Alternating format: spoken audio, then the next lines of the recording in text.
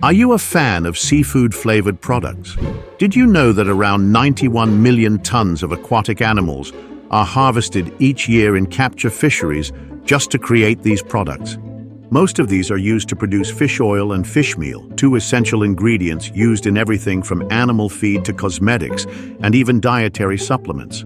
But have you ever wondered what happens to the millions of fish before they turn into these well-loved products? Welcome back to Lord Gizmo. In today's video, we will take you behind the scenes of the salmon fish oil production. We will show you a view from the moment the fish are caught to the final bottled product. But before we dive into this process, be sure to like this video, subscribe to our channel, and click the notification bell so you are updated with our latest uploads. Now that we've moved that out of the way, let's get started. Salmon is known for its nutrients, especially their omega-3 fatty acids, vitamins, and minerals. These make them highly valued in both human health supplements and industrial products. But beyond their delicious taste, salmon have a key role to play in the production of fish oil. The omega-3s found in their fatty tissue are extracted and used in everything from health supplements to animal feed. Well, the process begins with the live fish. These are called sea cages, and they house salmon for 2 years. These farms provide the perfect environment for them to grow and reach an ideal weight of 4 to 6 kilograms. Once the fish reaches the ideal weight, the workers start the harvesting process. Since the environment is already controlled, they only use ETs or large-scale fishing equipment to collect the salmon. Batch by batch, they are sent to a factory for further processing. After that, they are stored in secure containers to get transported to processing plants. These containers are usually capable of providing a cold environment the entire transportation to keep the salmon fresh. It is important the required temperature is maintained to keep the quality of the fish to a maximum. Once they arrive at the facility, they are taken into an area designated for the removal of scales, blood, or other unwanted particles. Then, the workers proceed to sort them by size and quality. Any fish showing signs of disease or deterioration are discarded. This step ensures that only the best quality fish move on to the next phase. Next, the salmon is filleted. This is where machines do most of the work. The fish are placed on conveyor belts and automated machines cut through them, separating the edible flesh for human consumption. Afterward, factory workers inspect the fillets to ensure the process is going smoothly and that the salmon meet quality standards. Of course, not all parts of the fish can be sold as is. In order not to waste any resources, leftover parts like the heads, skin, bones, and fatty tissue are collected and set aside. This is now called the fish offal. It may sound gross at first, but they are the exact parts that will turn into fish oil. Once the filleting process is done, the fish offal is transported to another facility for refining. Before any oil extraction takes place, the facility's laboratory requests for some parts of the fish for testing. This is done to ensure that the quality of the fish offal is fit for oil production. To process large batches of fish offals, processing facilities usually use large steam cookers. Even though most of the process is run by machines, the function of the workers lies in making sure that the steam cookers maintain the prescribed temperature. The heat the fish offal receives will help in breaking down the fat and oil in the fish tissues. This makes it easier to extract the valuable oil. This stage also involves hydrolysis, where the proteins in the fish are broken down into smaller, usable components. Once they are all cooked and set, they proceed to press the fish mixture. During this part, the oil is extracted through the help of hydraulic presses or centrifuges. These technologies work by separating the liquid into two components, fish oil and water.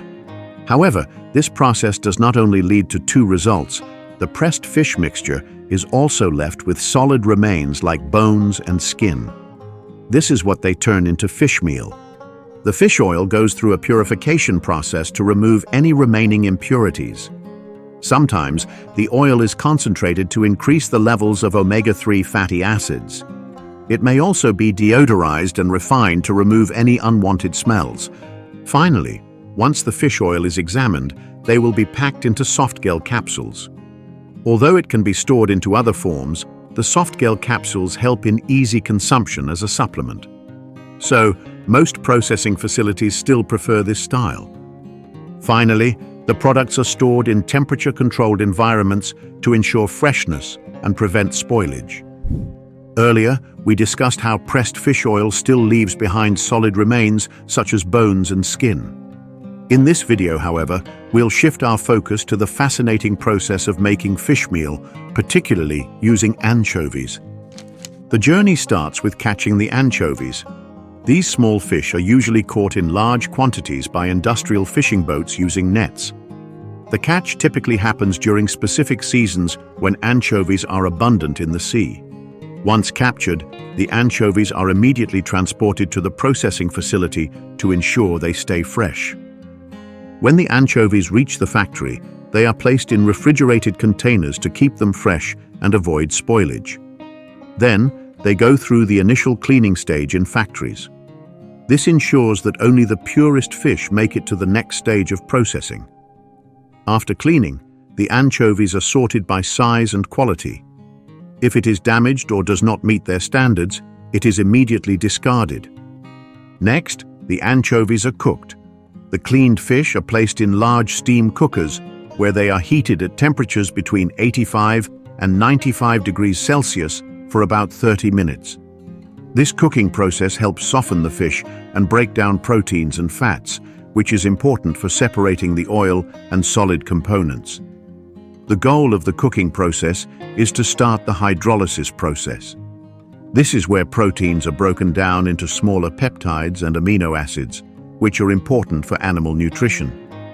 After cooking, the anchovies are pressed to separate the solid fish meal from the liquid, which contains fish oil and water. The oil is used for products like omega-3 supplements. The solids are then dried to below 10% moisture to prevent bacteria growth, typically using large dryers at 60 to 80 degrees Celsius. Once dried, the fish meal is ground into a fine powder, making it easy to mix with other ingredients for animal feed. Once it's ready, the fish meal is carefully packed into large bags or bulk containers, depending on where it's going. To keep it at its best, it's sealed tight to avoid any contamination.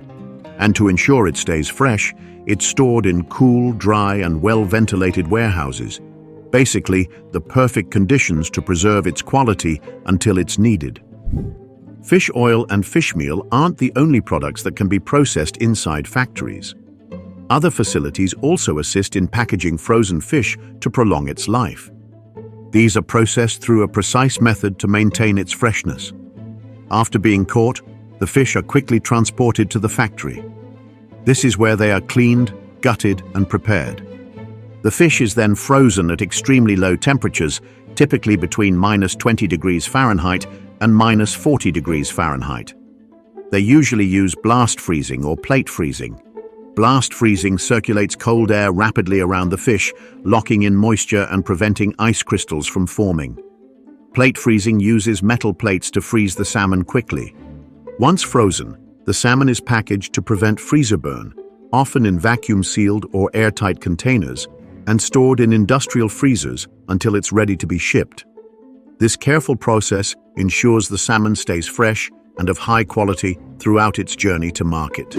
So, there you have it. You've now seen how millions of fish turn into fish oil and fish meal. They don't just magically appear in your kitchen or the groceries. These products are a result of tedious processes and smart technologies. So, the next time you look at fish oil or seafood products, be sure to appreciate them more.